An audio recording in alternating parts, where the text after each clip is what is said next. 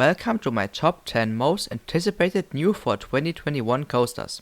There are a lot of great rides supposed to open this year, and I probably won't ride more than 2 of them this year, but I'm still hyped for all of these. I excluded some rides that could belong on here if I couldn't get enough information, but the 10 rides featured here all deserve their spots. And now, let's begin. On number 10 sits a coaster that has been under the radar until it started testing. It is Icebreaker at SeaWorld Orlando. After watching lots of testing footage, I'm pretty certain that this will be one of the best premium rides coasters out there, because even though it is a bit more family oriented than the other rides on this list, the layout looks strong nonetheless. Icebreaker seems to have many great airtime moments, some of them even looking like they could belong in an RMC. If the pacing will be even better than what the testing footage shows, this could be the sleeper hit of the year. Coming in at number 9 is the coaster with the worst name of all those rides opening this year. Plopsalon de Pan's Mug Rides Extreme Spinning Coaster, The Ride to Happiness. Except the stupid name, this ride looks super fun. Even without the spinning trains, this ride already has a very good layout. But going through all of those sometimes quite wacky elements while spinning is gonna feel so messed up.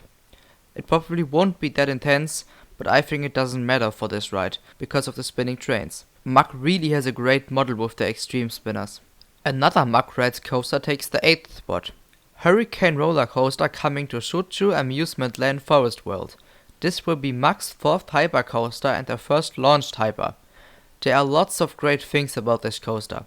While I don't expect the launch to be stronger than the other launches, pretty much all of the other elements look great. Especially that 0G roll after the top hat looks wild. Some people say that the Cobra roll gets taken too slow, but I don't see a problem with that because a slow inversion means hang time. But I can't forget the airtime hills, which look to deliver some rapid pops of ejector airtime. When a Mug Rides launched hypercoaster is not even in the top 5 of the new coasters, that just shows how incredible this year will be coaster-wise. Moving on number 7 is Jersey Devil Coaster at Six Flags Great Adventure. This RMC Raptor looks stunning. With whippy inversions, great looking airtime hills and powerful turnarounds, this single rail coaster will be a banger. I am not sure if it will be as strong as the smaller Raptor clones, but it will definitely be one of the best coasters in the US. If it shreds through its layout like the smaller versions, then this is a bucket list ride for sure. Pantheon at Busch Gardens Williamsburg takes the 6th spot. Intermin continues to create crazy rides that only they can build, and Pantheon is a prime example for that. This multi-launch coaster looks to be a wild ride, with a fun build-up, a messed up middle section with the rollback from the top hat as well as the spike, and a world-class finality with a crazy drop from the top hat, a powerful overload banked hill, and a long hangtime fill stall. While they could have added maybe 2 more elements at the end, Pantheon will surely be a world-class ride to be on anyone's bucket list. And starting off the top 5 is Abysses, the Vekoma Shockwave opening at Energylandia. This park continues to build one banger after the other, and Abysses won't be an exception. The section after the first launch isn't going to be that interesting, it is just there to get the ride going. But after the second half, this coaster becomes wild, with a strong top hat, powerful looking inversions, and many amazing airtime moments.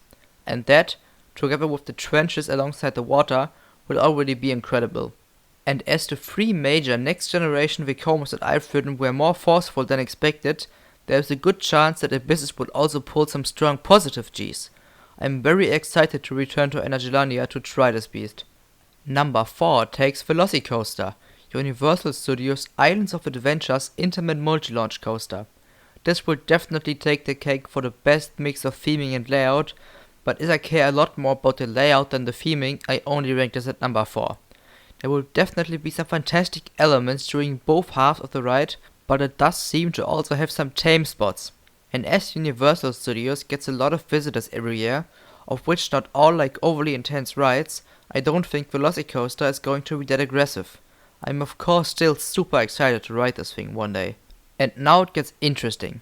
I think the 3rd best coaster opening this year, or should I say coasters, are the Vekoma Top Gun clones at various parks in China. These rides basically look like they are going to be like Maverick second half, but without the trim brakes. In the first half of these coasters, the train is hauling through these really tight turns in the first inversion, which is going to be very intense and aggressive, just how I like it. And judging some testing footage that I saw, the ride's pacing will be as good as expected. While the mid-course brake run will slow down the ride, the second half still has a hangtime field inversion and some good pops of airtime. In the end, as I think that the section from the launch to the mid-course brakes will be one of the greatest coaster sections on Earth, the Top Gun clones will shoot up in my bucket list once they open. Taking the second spot is Iron Gwazi, the AMC Hybrid opening at Busch Gardens, Tampa. This looks like it's the American twin of Zadra, and as Zadra is one of the best and most powerful coasters that I've ridden, I expect Iron Gwazi to be also a powerful AMC with several messed up elements. I have no doubt that this will be the best coaster in Florida and one of the best AMCs. What I am looking forward to most is the death roll and the outward bank turn. These two elements look like they are peak AMC quality. And finally, the best coaster to open in 2021 is going to be Conda at Walibi Belgium. What else could it be? Condust layout looks pretty much perfect. This could very well become the best airtime focused coaster on Earth. With so many powerful airtime moments and a big variation of elements, this has to be on anyone's bucket list. There isn't a single flaw I could think of when looking at the layout, and it is going to give rides like Steer Vengeance, Janica or El Toro a run for their money. And there you go. These are my top 10 most anticipated new for 2021 coasters. What about you? Thanks for watching. Bye.